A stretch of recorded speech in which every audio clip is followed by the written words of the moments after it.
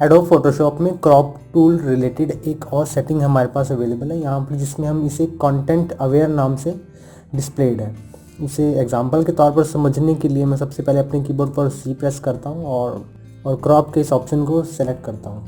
अब सबसे पहले मैं इसे रीसेट कर लेता हूँ ताकि मैं जितनी भी मेरी सेटिंग्स है वो रीसेट कर सकूँ और आपको स्टार्टिंग से सब समझा पाऊँ। जैसा कि स्क्रीन पर आप देख रहे हैं कि हम कंटेंट अवेयर नाम से इस ऑप्शन को समझने वाले हैं, तो आप मेक श्योर कि आपका ये जो चेक है वो डिसेबल हो। डिसेबल होने के बाद मैं इसके आपके डिफरेंस को बताऊंगा कि जो सिंपल क्रॉपिंग टूल है वो किस तरह से काम कर रहा है और विद कंटेंट अवेयर ऑप्शन के, यानी कि जब हम इस ऑप्शन को ऑन करें तो ये क्रॉपिंग किस तरह से काम करती है।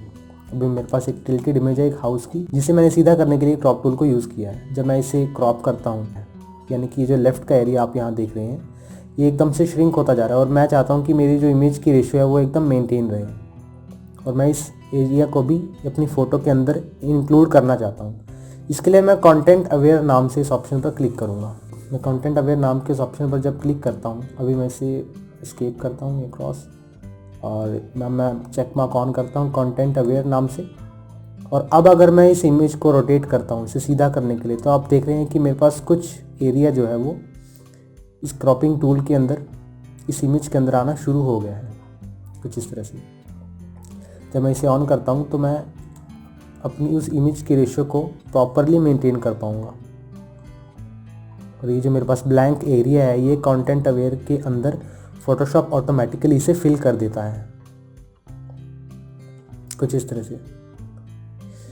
फोटोशॉप में ब्लैंक एरियाज जो कि कॉर्नर्स पे होते हैं, मोस्टली ये सभी ब्लैंक एरियाज कॉर्नर्स पे ही होते हैं, क्योंकि हम एक फ़ोटो को, एक टेढ़ी फ़ोटो को सीधा कर रहे होते हैं और जो ब्लैंक एरिया होता है उसे फोटोशॉप कंटेंट अवेयर ऑप्शन के ज़रिए कुछ इन्फॉर्मेशन क्रिएट कर देता है, कुछ एरिया ऑटोमेटिकली क्रिएट कर देता है। इसे और भी गहराई से समझने के लिए मैं इसे भी रोटेट करता हूँ। मैं कुछ इस तरह से इसे रोटेट करूँगा ताकि आप देख पाएँ कि फ़ोटोशॉप का जो कंटेंट अवेयर है वो किस तरह से काम करता है। अब आप देख रहे हैं कि मेरे पास यहाँ पर ब्लैंक एरियाज़ हैं कुछ, यहाँ पर मेरे पास चारों तरफ कुछ एरियाज़ जो हैं वो कि ब्लैंक हैं। कंटेंट अवेयर के इस ऑप्शन को एनेबल करने पर मैं इन ब्लैंक एरियाज़ को इंफॉर्मेशन में कन्वर्ट कर सकता हूँ। यानी कि मेरे पास जिस तरह से एजिस में ये जो स्काई कलर है, इस स्काई को मैं इस ब्लैंक एरिया में बना पाऊँगा, उसी तरह से इस घर को भी, और ये घास, इसी तरह से ज़मीन। तो मैं जब इसे टिक करता हूँ तो आप देख सकते हैं कि Photoshop automatically in blank areas को एजिस के थ्रू बना देता है कुछ इस तरह से।